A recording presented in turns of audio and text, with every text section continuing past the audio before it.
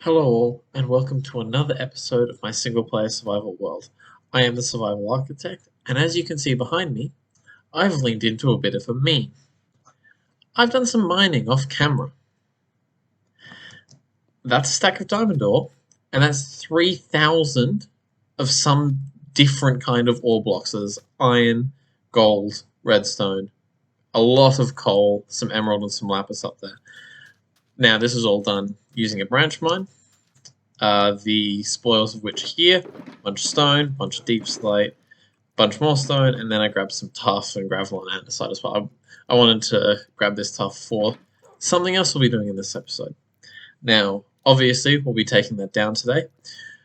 I've also collected some resources for a bee farm and a spider farm, so that's all going to go over by those spider spawners that I showed you in the last episode. I plan on making a factory-esque area, or not in a factory style, but an area to craft candles in, because they are a fantastic new light source and I can't wait to use them in builds. Another thing we'll be doing today is organizing this. I've got an ender chest and a lot more shulker boxes in one of these here. So I've already started on that. Got a redstone box and a valuables box and a rocket box because I need my rockets and my elytra. But that will all be in here using the ender chest backpack method, so as is common. So I will first take this down and then I'll get to putting this together. The other thing is no time lapses in this video. My other laptop is that I normally record time lapses on is kind of being annoying right now, as is my internet. So I can't really record any time lapses. So it'll be a few progress updates, new style, I guess.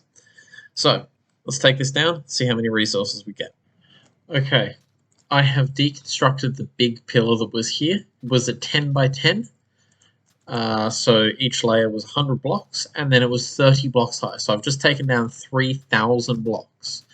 We're going to pull down these diamonds on camera because why not? See how many we get. So this is 64 diamond ore, 4x4x4 cube. I'm just going to break this down now and see how many we'll get, and then I'll show you all the other resources. They're all sitting in the shulker boxes back there, kind of watered together, but there's a lot of resources there. A significant amount. I'm very glad I did this because I'm not going to have to go mining for things like redstone or lapis anytime soon.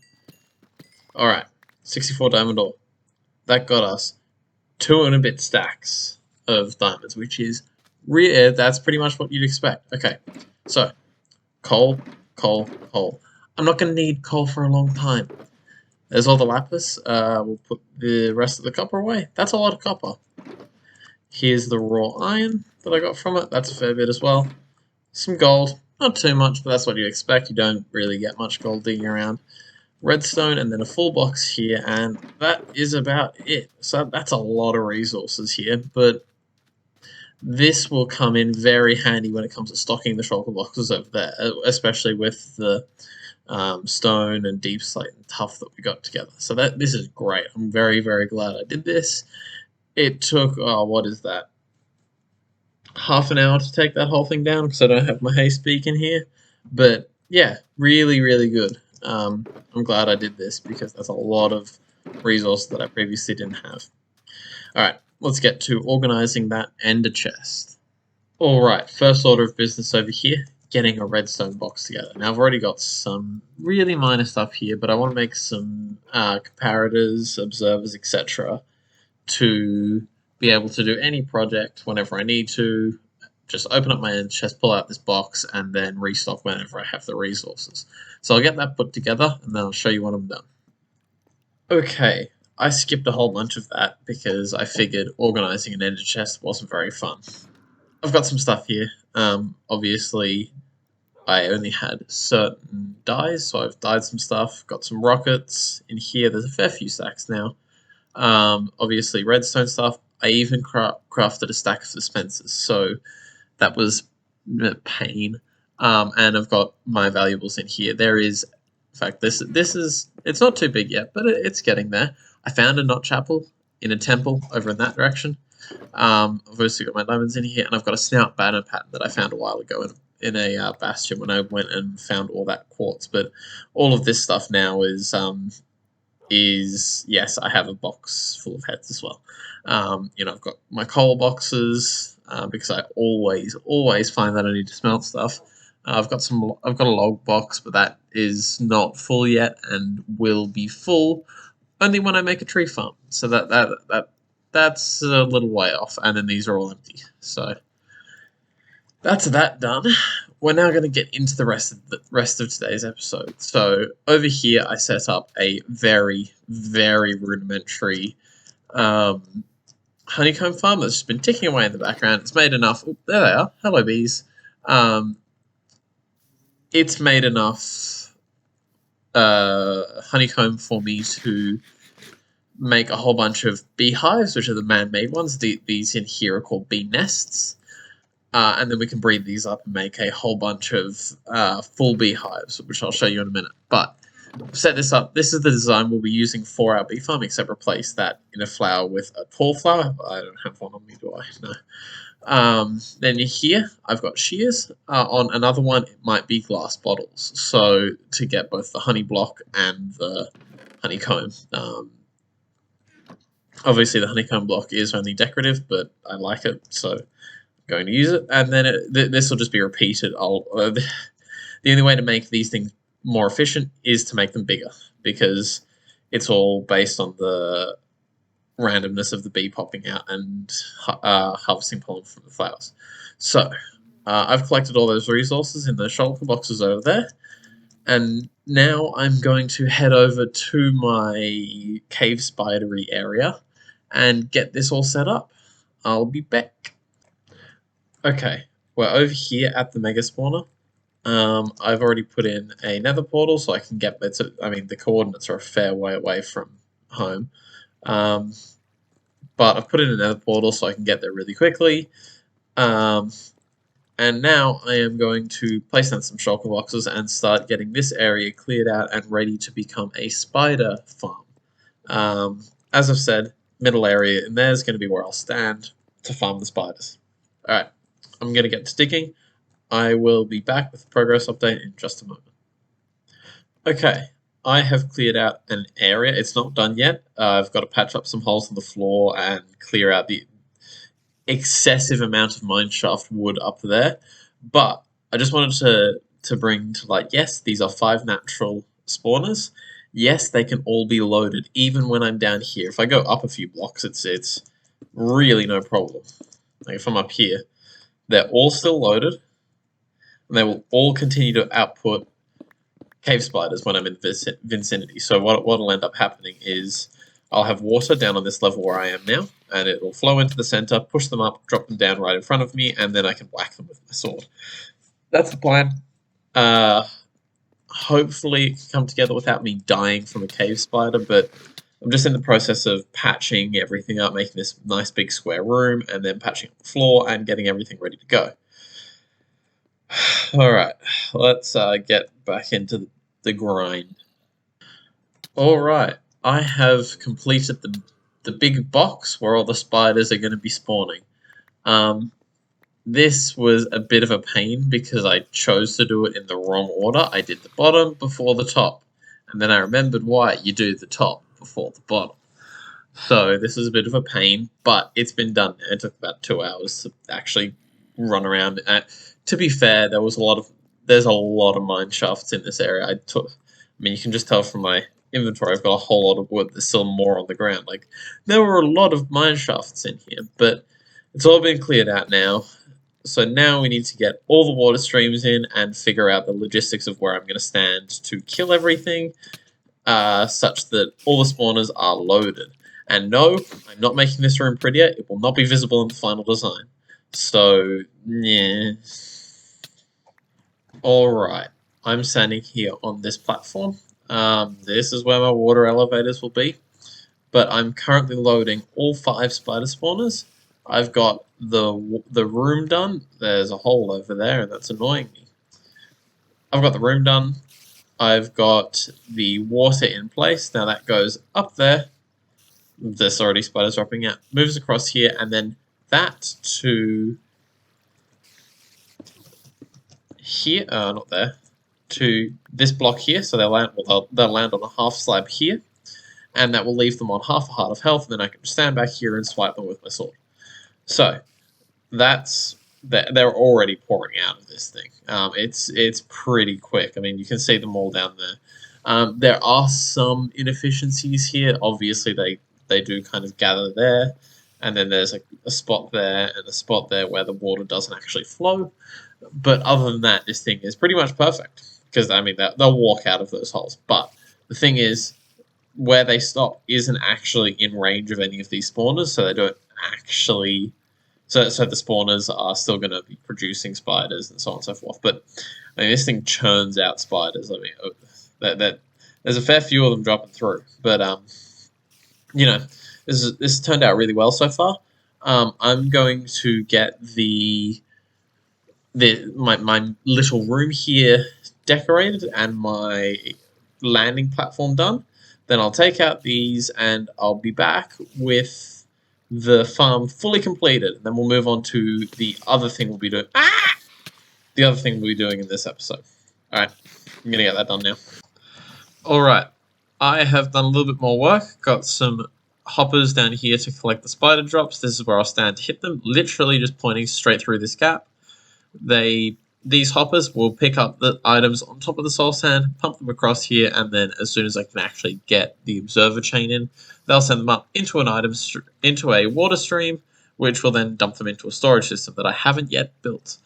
Soul sand here for one reason and one reason only. It's 0.9 blocks high. It actually isn't a full block, so that means it'll dump. Oh, sorry, the hoppers down here can pick up what's on top of here rather than using hopper minecarts. So I'll stand here, whack the spiders. I still need to put in the pillars that go up here to stop, well, the walls up here to stop them from leaving this farm area. But I've also decorated this room a little bit. It's not quite done. I need to remove this cobblestone. I've got another wither skull. That's good. But I've kind of gone for a basement-y, but like a dugout basement kind of vibe.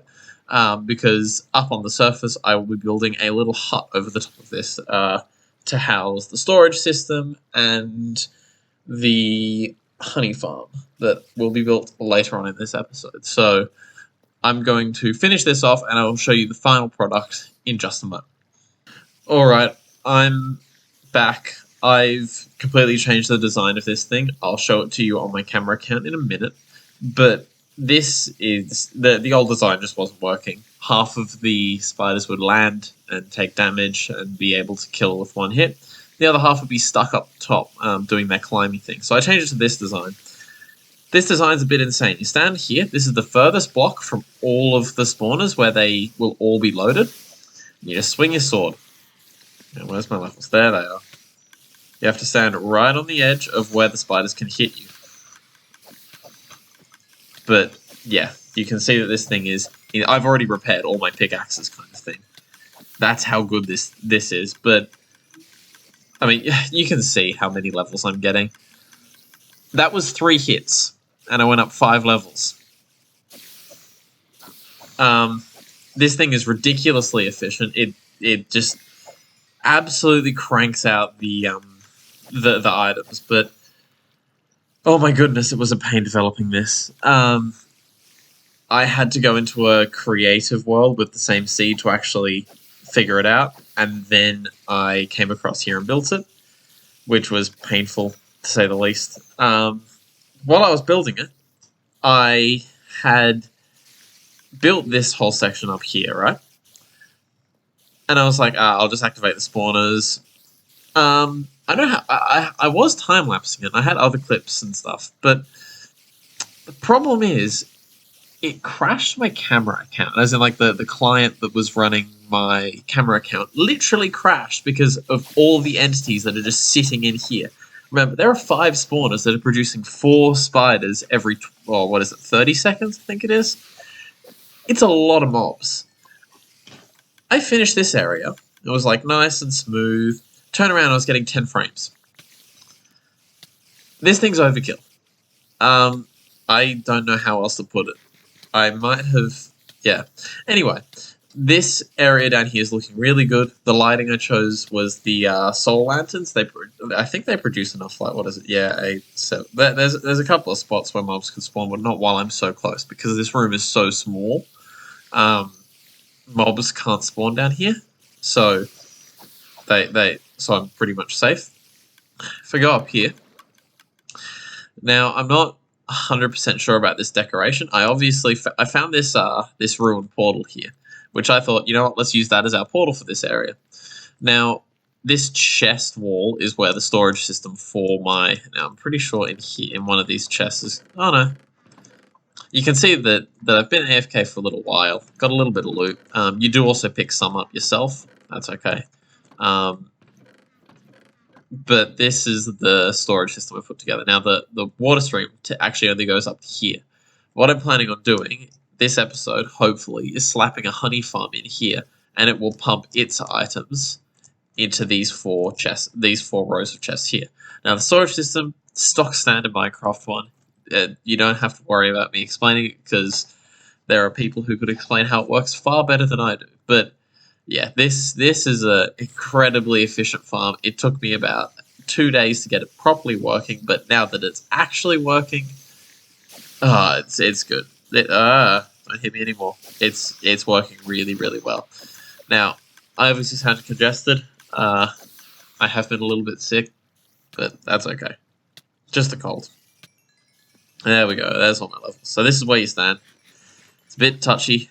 Once you get it, you obviously get a lot of levels. I'm going to AFK here for a little while, and I will be back with a whole lot of levels soon, hopefully. I have been AFK for a very, very long time, about 3.5 hours. That's not super long. But I managed to get 80 levels in that time from level 30. Now, this thing is ridiculous. I've killed so many... that's not the right thing. So many cave spiders that it's not funny. 8,000. That's ridiculous. 8,000 cave spiders is no small number. Also, I'm really liking the cavey feel of this. The floor could probably be a bit better, but honestly, I hate walking on different leveled floors. It doesn't... Nope, don't like it. Don't like it. If it's meant to be a flat floor, it's a flat floor. But I've got my nether portal hooked up, and my storage system is starting to fill up with items. I've got full double chest string here, and then some here. Now, this string is going to go into good use, both for this area being kind of like my bee and string area, so I can make candles, which will be great. I love the new candles as a light source. I haven't got any yet, but I want them. And then obviously I've also kept the spider eyes so I can zombify villagers. Also, the string. 4 stacks of string crafts 1 stack of wool. I can use that to trade with shepherds. So it's another source of emeralds, especially when I use the spider eyes to cure villagers. So this is a really smart farm to make for me right now. I'm going to hop onto a spectator account and actually show you how this thing works. So let's jump over to that, and I'll be back in a moment. Alright, I'm currently on my camera account to show you guys how this thing works. So currently, I have my normal account standing on that stone block in there, and it's low. So that's the furthest position towards this direction that you can go where these back 2 spawners are loaded. So everything's loaded. They're all spawning spiders and dropping them down into this area. They then are pushed across by these water streams, and yes, I know there are dead spots here. There's always going to be dead spots. With a collection area this large, it's pretty much impossible to not. So they eventually get pushed out or despawn, one of the two. They move down here, and then go up this little channel here, and end up in this collection area here. Now, how many entities are there? 3? Hello? Oh. There are 80-something entities in here. That's a lot of entities.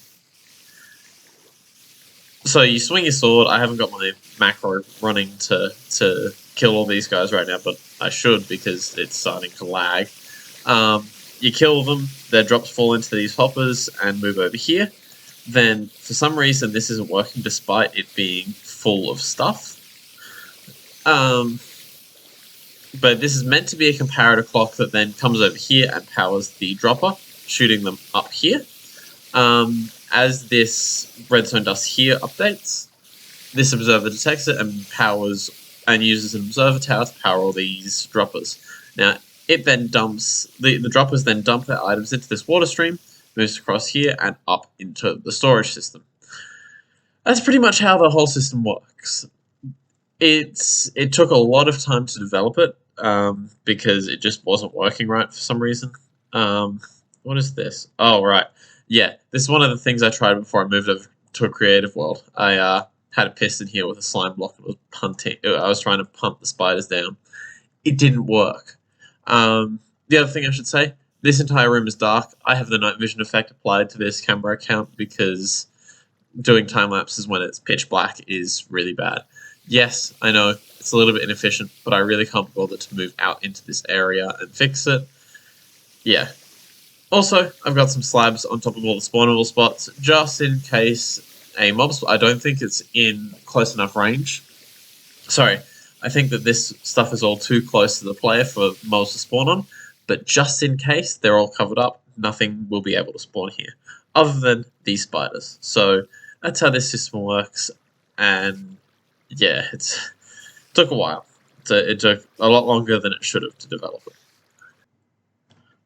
And with that, I'm actually out of recording time for this episode. I spent a lot longer figuring out how that stupid farm works than I had intended, and then actually building it on survival was really painful because I spent about half the time fighting off cave spiders. So that is all I have time for today. In the next episode, we will probably get this area done, or the other option is we'll start our base for the season. Now, I don't know which it is yet. I'm probably going to take a day off from this because, God, that was painful. But we will get something done in the next episode that is more than just building one little farm.